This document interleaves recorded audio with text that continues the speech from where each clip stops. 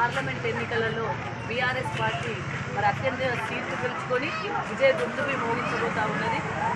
తెలంగాణ రాష్ట్రాన్ని సాధించిన తెలంగాణను అనేక సంక్షేమ అభివృద్ధి కార్యక్రమాల ద్వారా ముందుకు తీసుకెళ్లిన వ్యక్తి గౌరవ కేసీఆర్ గారు. దేశంలోనే నెంబర్ 1 రాష్ట్రంగా నిలిపిన వ్యక్తి గౌరవ కేసీఆర్ గారు.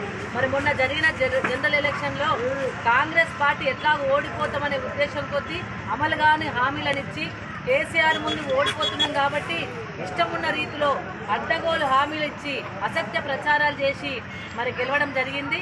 దాంట్లో కూడా కొద్ది మెజార్టీతోనే వాళ్ళు స్వల్ప మెజార్టీతోనే గెలవడం జరిగింది.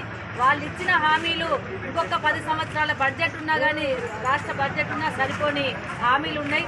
కాబట్టి మేము ఒకటే అడుగుతా ఉన్నాం కాంగ్రెస్ పార్టీని, మరి నెల రోజుల లోపల రుణమాఫీ చేస్తానని ఇప్పటి వరకు చేయలేదు. 2500 అక్క చెల్లెలకు పెన్షన్ ఇస్తానని ఇప్పటి వరకు చేయలేదు.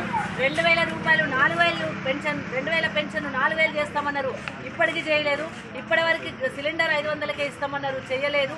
ఏ ఒక్క హామీ కూడా నెరవేరలేదు.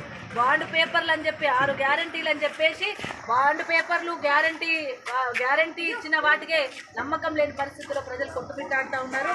కాంగ్రెస్ పార్టీని ఇప్పుడు నమ్మే పరిస్థితిలో లేరు.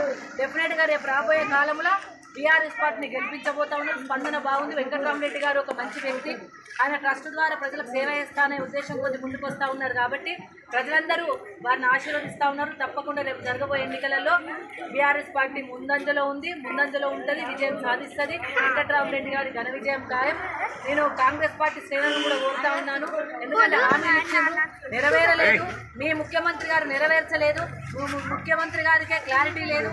ఈ రాష్ట్రాన్ని ఎట్లా పరిపాలించాలో కూడా తెలియని వ్యక్తి ముఖ్యమంత్రిగా ఉన్నారు. కాబట్టి ఇప్పటికైనా కాంగ్రెస్ పార్టీ నాయకులారా కళ్ళు తెరిచి తెలంగాణ ప్రజలను మరి మోసం చేసింది కాబట్టి ఆ మోసాన్ని మరి వెనక్కి తీసుకొని మోసాన్ని చేయకుండా క్షమాపణ కోరి ప్రజల దగ్గర పోట్లాడడానికి రావాలని.